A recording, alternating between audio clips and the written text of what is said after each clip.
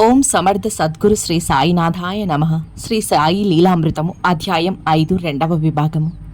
ఇంతవరకు ఎక్కడెక్కడో ఉన్న మానవుల యొక్క పరిస్థితులు హృదయగత భావాలు బాబాకు అనుక్షణము తెరచి ఉన్న పుటలలాగా ఎలా తెలుస్తుండేవో గమనించాము. ఎక్కడెక్కడ ఏ భక్తులు ఆపదలో ఉన్నారో వారికి ఏమి జరగనున్నదో ఆయనకు తెలుసు. వాళ్లకు శ్రేయస్కరమైతే అట్టి ఆపదను నివారిస్తుండేవారు. ఎప్పుడైనా బాబా తమ చేతులు శంఖంలా కలిపి ఊదితే అది ఏ భక్తుని మరణమో సూచించేది. ఒకరోజు ఆయన అలా చేసి నానా చావనున్నాడు, కానీ నేను చావనిస్తానా అన్నారు. నాటికి 8వ రోజున నానా చందోర్కర్ షిరిడీ వచ్చారు. సరిగ్గా బాబా అలా అన్నప్పుడే తానెక్కిన గుర్రపు బండి తలక్రిందులై అతడు గుర్రం కాళ్ల వద్ద పడ్డాడు. అయినా అతడికి ఎట్టి ప్రమాదము జరగలేదని చెప్పాడు. ఒకసారి ఆయన తమకు కడుపు నొప్పిగా ఉన్నదని చెప్పి ఒక గుడ్డ పుట్టకి చుట్టుకొని భక్తులను కొసలు పట్టుకొని ఇంకా గట్టిగా లాగమని చెప్పి చివరకు బాధ తగ్గిందన్నారు. అదే సమయంలో నీమ్గావ్లో ఒక భక్తురాలు ప్రసవ వేదన పడి ఆయన నొప్పి తగ్గినదన్న సమయంలోనే ప్రసవించిందని తర్వాత తెలిసింది. భక్తుల బాధలు కూడా ఆయనవే.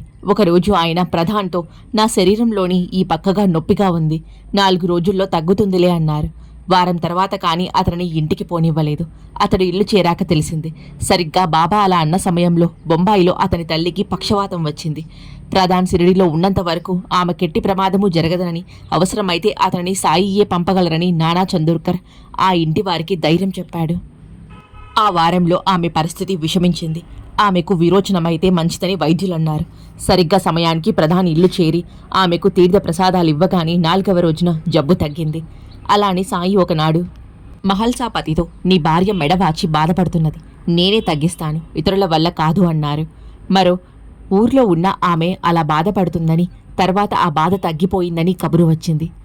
ఎప్పుడైనా ఆయన భక్తులకు ఇలాంటి బాధలు తొలగించకుంటే అందుకు బలీయమైన కారణం ఏదో ఉండేది. మహిళ అను భక్తుడు తన కుమార్తెను షిరిడీ తీసుకొచ్చాడు. ఆ పాపకు పై పెదవి చీలి ఉన్నది. సాయి, నేను ఈ బిడ్డను బాగు చేయగలను, కానీ దేవకోటికి చెందిన ఈ పాప త్వరలో మరణిస్తుంది అన్నారు. అలాగే జరిగింది. మానవుల గురించే కాదు, సర్వ ప్రాణకోటి గురించి ఎప్పుడేమి జరుగుతుందో ఏమి జరగనున్నదో బాబాకు తెలుస్తుండేది. ఒకనాడు మసీదులో బల్లి కూస్తుంటే ఒక భక్తుడు అదేమి శకునమని అడిగాడు. సాయి, ఇందులో శకునమేమున్నది, ఔరంగాబాదు నుండి తన చెల్లెలు వస్తున్నదని సంతోషిస్తున్నది అన్నారు. నాటి మధ్యాహ్నం ఒక భక్తుడు గుర్రం మీద వచ్చి దానిని మసీదు ముంగిట కట్టేశాడు. దానికి ఉలవలు పెట్టడానికి అతడు సంచి దులిపితే అందులో నుంచి ఒక బల్లి బయటపడింది. అది అంతకు ముందు కూసిన బల్లి ఆడుకుంటూ గోడపైకి ప్రాకాయి. బాబా వాటిని చూపగానే భక్తుడు విస్తుబోయి ఆ వ్యక్తిని విచారించాడు. అతడు ఔరంగాబాదు నుండి వస్తున్నానని చెప్పాడు. ఆ ఊరి నుండి ఒక మనిషి గుర్రమెక్కి వస్తాడని, దాన్ని మసీదులోనే కట్టేసి ఉలవలే పెడతాడని, ఆ సంచిలో ఒక బల్లి ఉన్నదని బాబాకెలా తెలుసు? ఇందులో ఏది జరగకున్నా ఆయన మాట వ్యర్థమవుతుంది. అలానే ఒకనాడు మహల్సాపతితో మీ ఇంటి దగ్గర 2 పాములున్నాయి అన్నారు సాయి. అతడి ఇల్లు చేరేసరికి అతడికి ఇంటి తలుపు దగ్గర ఒక పాము, పక్కనే కుమ్మరివాని తల దగ్గర మరొకటి కనిపించాయి. మరొక రోజు సాయి తమ చేయి పాములా పెట్టి చూపుతూ రాత్రి నీవు వచ్చేటప్పుడు ఆ దొంగ ఎదురవుతాడు, కూడా లాంతరు తెచ్చుకో అన్నారు. అతడు ఆ రాత్రి లాంతరు తీసుకుని వస్తుండగా దారిలో ఒక పాము ఎదురయ్యింది. శ్రీ సాయి ఏమి చేసినా, ఎంత చిన్న మాట చెప్పినా జరగనున్నదంతా స్పష్టంగా తెలిసి అలా చేస్తారని భక్తుల అనుభవాలు నిరూపిస్తుండేవి.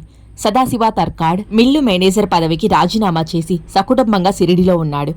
అతడు తిరిగి ప్రయాణమైనప్పుడు సాయి ఆశీర్వదించి పూనా మీదుగా వెళ్లమన్నారు. అతని భార్య మన్మాడ్ మీదుగా వెళ్తే ఖర్చు తగ్గుతుందని ఎంత చెప్పినా అతడు సాయి చెప్పినట్లే పూనా చేరి ఒక మిత్రుని వద్ద ఆగాడు. అక్కడొక మిల్లు ఆసామి కలిసి అతనికి వెంటనే ఉద్యోగం ఇచ్చాడు. శ్రీ సాయిని నమ్ముకుంటే చాలు, ఏమీ కోరడక్కర్లేదు. ఎప్పుడైనా ఆయన చేసినది శ్రేయస్కరం, మనకు తోచింది కాదు. ఒక తల్లి తన కొడుకు నార్కెక్కు స్థిరమైన ఉద్యోగం లేదని బాధపడుతుండేది. ఒకరోజు బాబా ఆమెతో నీ బిడ్డను పూనాలో స్థిరపరుస్తాను అన్నారు. అలాగే అతనికి 1917లో పూనాలో స్థిరమైన ఉద్యోగం వచ్చింది.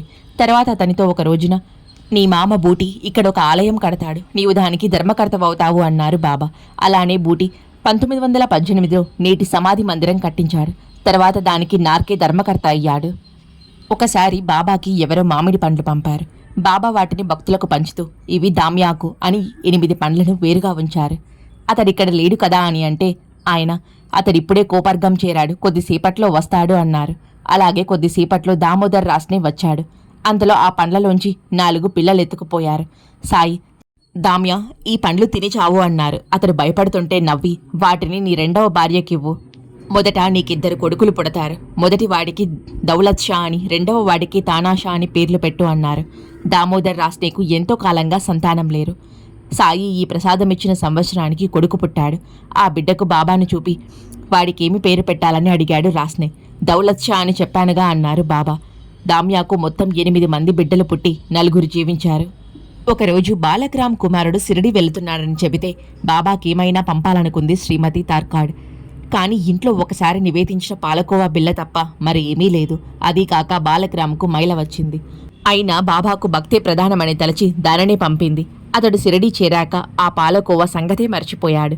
బాంద్రా నుండి నాకేమి తెచ్చావు అని బాబా ఎన్నిసార్లు అడిగినా అతనికి గుర్తు రాలేదు. చివరకు ఆయన ఆ తల్లి నాకు మిఠాయి పంపలేదా అన్నారు. అతడికి గుర్తొచ్చి వెంటనే పాలకోవ బిళ్ళ తెచ్చి సమర్పించాడు. బాబా దానినెంతో ప్రీతిగా ఆరగించారు. మన హృదయంలో శోకం లేకుంటే మైల సోకిన బాబా పూజ ఆపనక్కర్లేదు. ఒకసారి నానా చందోర్కర్ ఒక కీర్తనాకారుడు షిరిడీ నుండి బయలుదేరుతుంటే బాబా వాళ్ళను భోజనం చేసి వెళ్ళమన్నారు. ఆ కీర్తనాకారుడు తొందరపడి భోజనం చేయకుండానే బయలుదేరాడు. నానా మాత్రం బాబా చెప్పినట్లే భోంచేసి బయలుదేరాడు. అతడు స్టేషన్ చేరేసరికి రైలు రానేలేదు. కీర్తనాకారుడు ఆకలితో మాడవలసి వచ్చింది. ఆ రోజు రైలెంత ఆలస్యమయ్యేది బాబాకు తెలుసు. అలానే ఉదయం 8 గంటలకు బొంబాయి చేరాలని సాంబారి బయలుదేరాడు. బాబా అతనికి ఊది ఇచ్చి మధ్యాహ్నానికి చేరుతావు పో అన్నారు.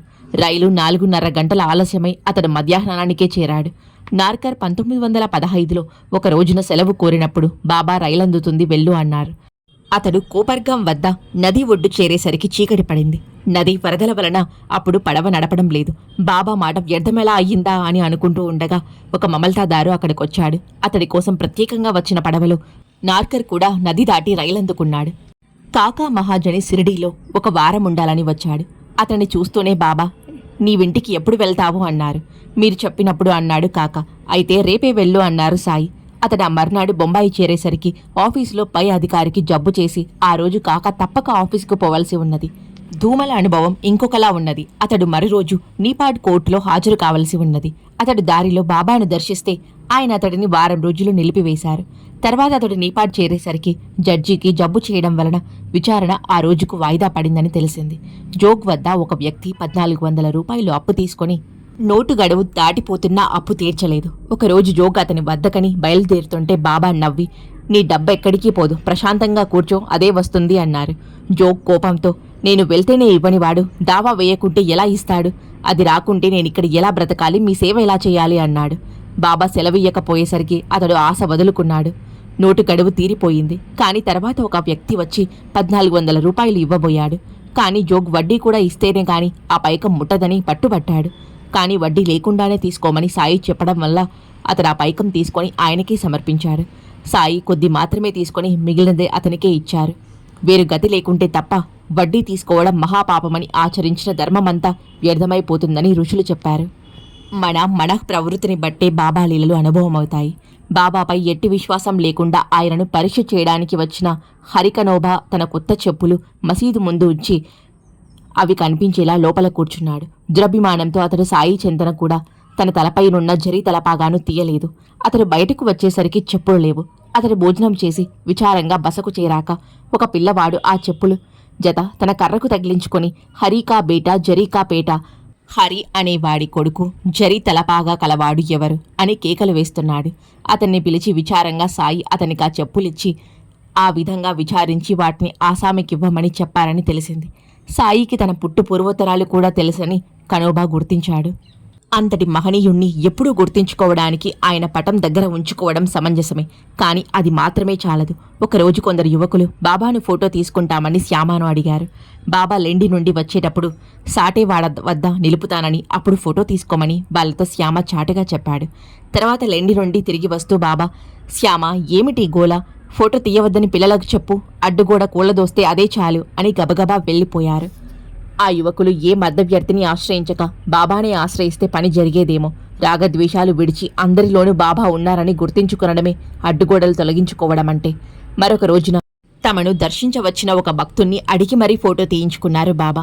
అందరూ ఆశ్చర్యపోతుంటే అతడిలా చెప్పాడు.